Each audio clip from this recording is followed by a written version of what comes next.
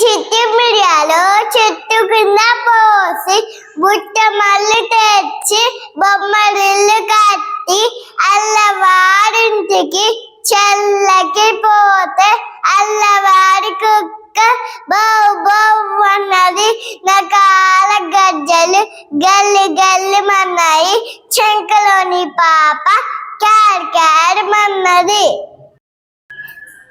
చిక్చిక్రాయిలు వస్తుంది, దూరం దూరం జరిగంది. ఆగిన పాట ఎక్కంది. జోజో పాప యారోకు లడ్డు మిఠాయి తినిపిస్తా, కమ్మలి పాలు తాగిస్తా జుజుయ్.